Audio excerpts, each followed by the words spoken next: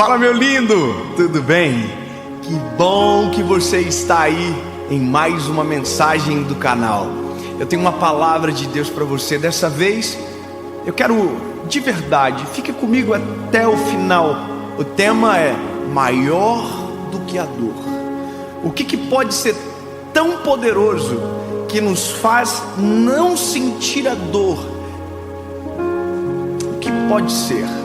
Por favor, fique comigo. Eu só quero te pedir um favor muito importante, para que essa mensagem vá ainda mais longe e para que além de você, outras milhões de pessoas possam ouvir e ver. Curte o vídeo, comenta e claro, se você ainda não é inscrito no canal, se inscreva, ativa o sininho que toda segunda-feira tem uma mensagem para você aqui. Vamos pro vídeo?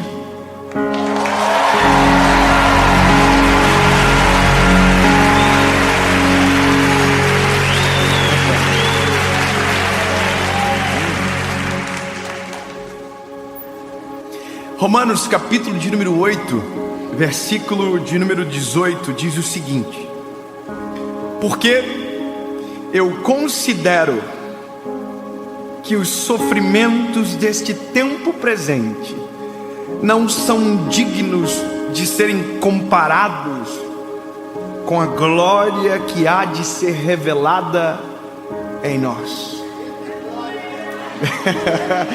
Eu vou dizer de novo.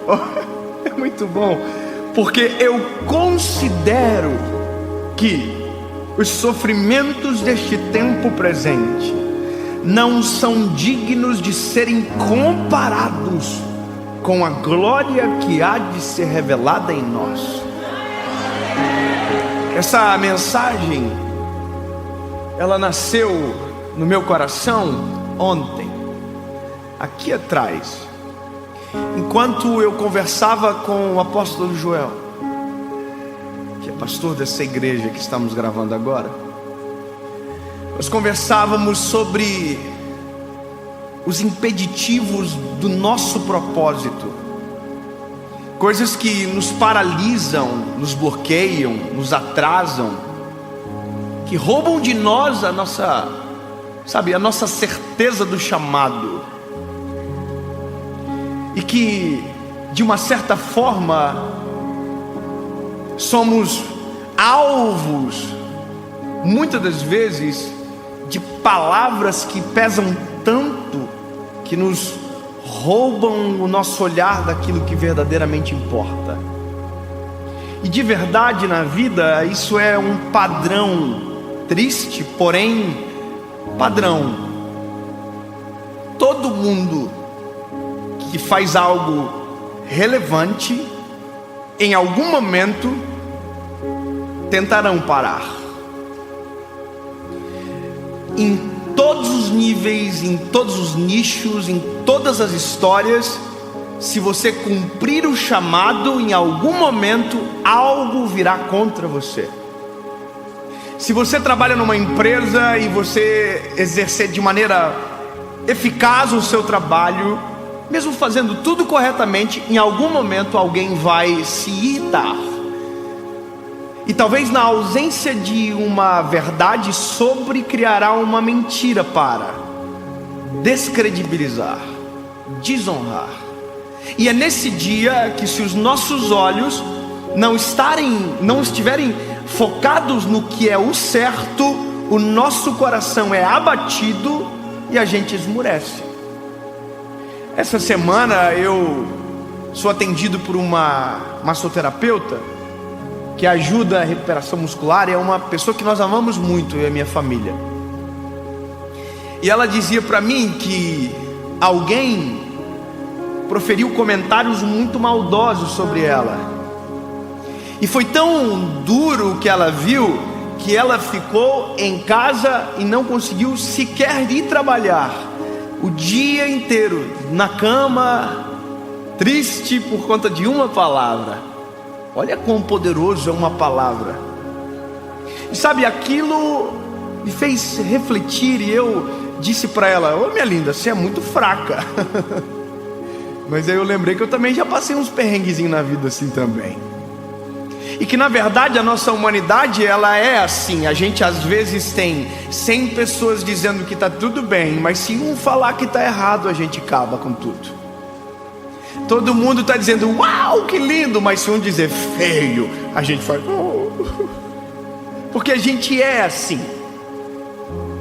Então, se os meus olhares estiverem sobre o aplauso ou sobre a crítica, em algum momento eu vou passar um problema e eu vou desistir. E aí, o que me fez chegar a esta palavra foi uma história de um homem da Bíblia que eu vi aqui atrás. Estevão, o primeiro mártir da Bíblia, o primeiro homem que morreu por amor ao Evangelho. Sabe, morreu pela missão. A Bíblia vai dizer que em Atos dos Apóstolos, a igreja primitiva está pujante, ela está acontecendo. Depois da descida do Espírito Santo de Atos dos Apóstolos, a igreja é poderosa, ela tem frutos poderosos. E assim como pessoa, uma organização que cresce também irrita. E a Bíblia vai dizer que autoridades judaicas estavam incomodadas com a igreja, assim como estavam incomodados com Jesus, assim como estavam incomodados com Moisés, assim como estavam incomodados com José, assim como estavam incomodados com tantos outros homens que Deus levantou. Sempre vai ter alguém extremamente incomodado, basta você olhar a história. Mas aí a Bíblia vai dizer que a necessidade fez com que os apóstolos levantassem 7 homens de caráter para servir a mesa e auxiliar na igreja do Senhor. E um desses rapazes, o nome era Estevão. E se você ler a história de Estevão, há poucos relatos na Bíblia, mas de uma coisa eu sei que ele tinha caráter, era decente e era cheio do Espírito Santo de Deus. E isso é uma das características mais importantes de alguém. Não é o talento, não é o mérito, é a presença do Espírito Santo. Quanto mais cheio do Espírito Santo você for, mais convicto no que você está fazendo você se torna. Daí a Bíblia vai dizer que ele era cheio do Espírito Santo. Ou seja, ele fazia o que lhe era proposto e fazia mais. A Bíblia diz que as pessoas eram curadas por ele, e isso irritava as autoridades judaicas, até o momento que, não havendo nada contra, inventaram uma mentira. Falaram que Estevão estava blasfemando contra a lei de Moisés. Olha que loucura! E essa palavra sobre ele fez com que fosse julgado, condenado, e a morte dele foi apedrejamento. A morte por apedrejamento talvez seja uma das piores da Bíblia. Uma morte cruel. Você era apedrejado por todos, e no final uma pedra muito pesada era solta no seu peito para que asfixiasse você e morresse até ali, naquele lugar, com uma pedra no peito. Só que tem uma coisa na história que é poderosamente linda, é que a Bíblia diz que enquanto apedrejavam Estevão, havia uma glória na face dele. Havia um semblante lindo na face dele. E a Bíblia diz que ele relata: eu estou vendo o céu aberto e contemplo a glória do Senhor. Ou seja, enquanto ele estava sendo apedrejado, os olhos dele estavam voltados para um lugar.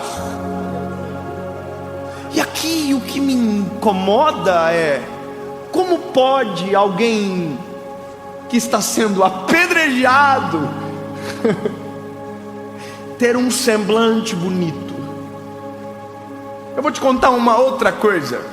Sabe, os cristãos ainda são perseguidos no mundo. E existem países aonde os cristãos são mortos pela sua fé. E eu vou te dizer uma história rápida. Uma das execuções que foram feitas, descobriu-se que precisava mudar o método. E os cristãos que estavam sendo mortos tiveram que ser todos encapuzados a partir daquela percepção dos homens maus que estavam matando eles. Sabe qual a percepção? É que se deixasse eles sem capuzes, a face deles irritava, porque eles sorriam enquanto estavam morrendo. Havia sorriso no rosto, porque o que é esse tempo de dor que estamos vivendo comparado à glória que está sendo preparado para nós? O que é esse sofrimento comparado com aquilo que tem preparado para nós? Como que eu mato alguém que diz: morrer para mim é lucro e viver é Cristo? Sabe, experimentaram tirar a máscara de um homem, e quando levantaram tinha um sorriso debaixo. Coloca o capuz de novo. Apedrejaram Estevão, mas o semblante dele havia paz. E aqui eu travei. Como pode ser apedrejado e continuar sorrindo? Como pode apanhar e continuar vivo aqui? Como pode? E aí eu entendi uma coisa, que na verdade alguém entendeu primeiro. E quem foi que me contou essa história? Se eu estou vivendo o meu propósito, eu preciso saber que fará parte do processo a pedrada, que fará parte do processo a crítica, que fará parte do processo a dor, cujo qual essa dor não se compara à glória que nos é separada, que nada se compara. Porém, as pedras irão chegar, e se os meus olhos estiverem em Cristo, a percepção de dor é diferente. Se as pedras começam a doer demais, provável que os nossos olhos não estejam voltados para o lugar certo. Se algo está me paralisando, provável que os meus olhos não estão voltados para o alto. Porque se eu estiver olhando para Cristo, a pedra vem, a crítica vem, o ataque vem. Mas se eu estiver olhando para o Senhor, e o que eu estiver vivendo é o propósito dele para mim nessa terra, não importa, maior é o que está comigo do que aquele que está no mundo. Vale a pena sofrer por amor a Jesus. A Bíblia diz: se vós fosseis do mundo, o mundo amaria o que é seu, mas porque vocês não são do mundo, é por isso que o mundo vos aborrece. É porque ser estranho provoca as pessoas. Mas se os nossos olhos estiverem em Jesus,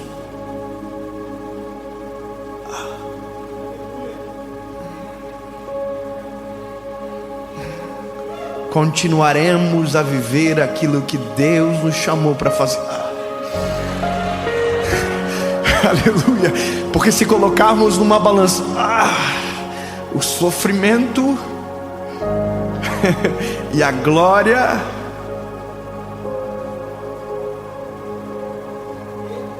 o peso da glória sempre será superior. Incomparável. Incomparável. Não se trata agora de quem, do que. Não se trata de quem está falando, do que está falando.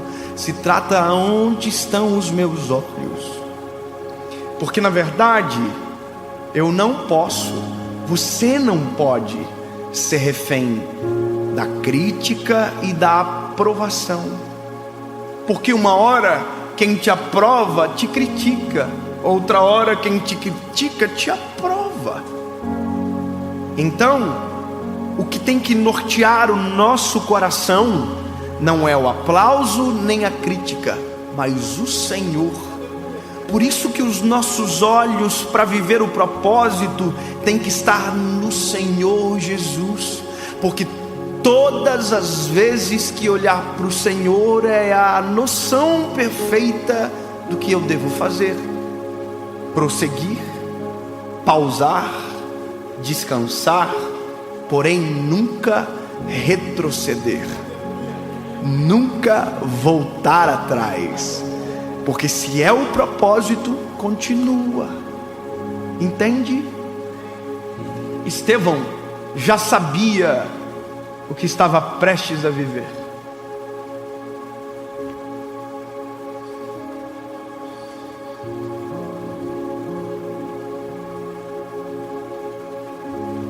Vou te mostrar algo.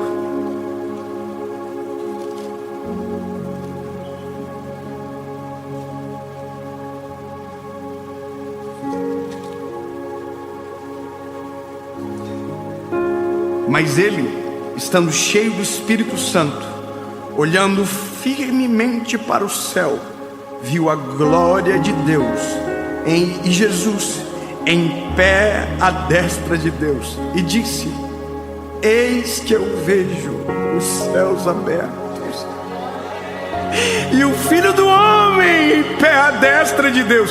Então eles, gritando em alta voz, taparam os ouvidos e arremeteram unânimes contra eles. Sabe, a crítica ignora os olhos daqueles que estão vivendo o propósito. Quem te critica, na verdade, ignora o que Deus está fazendo, o que você está vendo. Eles tampam os ouvidos e vão contra vocês, porque se ousarem abrir os ouvidos e ver com os olhos, terão que reconhecer: Deus é na sua vida. Eu vou ler mais. E expulsando da cidade, o apedrejavam, e as testemunhas depuseram as suas vestes aos pés de um jovem chamado Saulo. Interessante saber que começamos lendo um texto de um homem que consentiu sobre a morte de Estevão. Romanos capítulo 8, verso 18, Paulo escreveu. E o mesmo Paulo foi o que consentiu com a morte de Estevão. Ele era do Sinédrio, ele era um dos principais daquele lugar. E interessante que existe o Saulo e depois existe um Paulo. Antes de Jesus, depois de Jesus. Na nossa vida é exatamente igual. Existe o antes de Jesus e o depois de Jesus. Talvez agora nós somos os que criticam.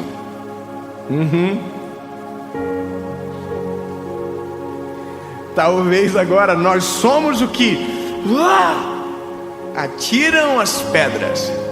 Mas posso te dizer, não conheço nenhum ministério bíblico cujo qual é atirar pedras. Não conheço o ministério bíblico de juízes.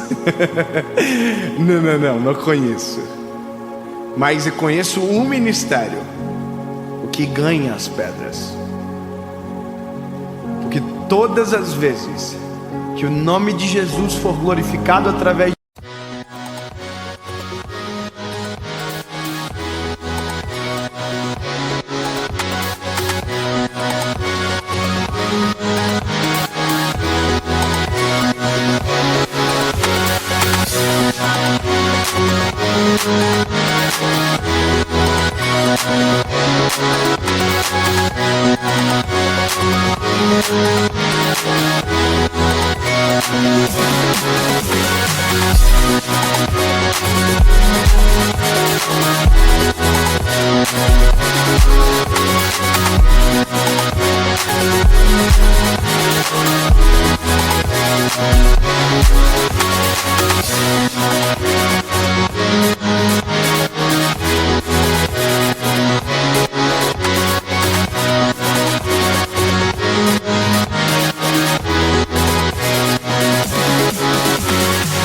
você?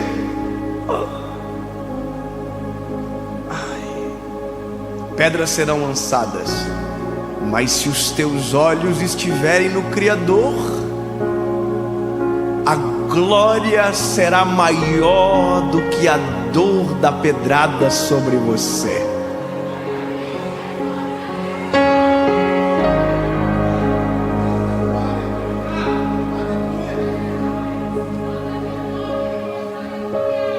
Jesus, obrigado, Senhor, por nos permitir te conhecer.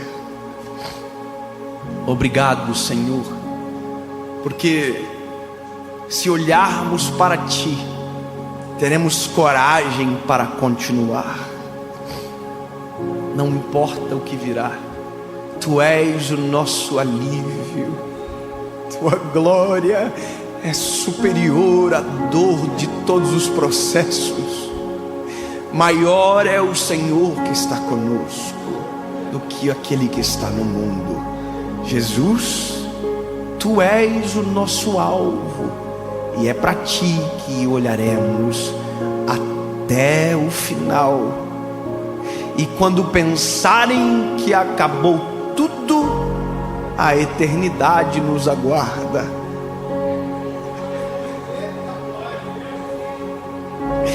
Porque na verdade, Pai, tudo o que fazemos em vida, tudo é sobre Ti, Jesus. Porque Teu é o reino, Tua é a glória, para sempre. Em nome de Jesus, amém.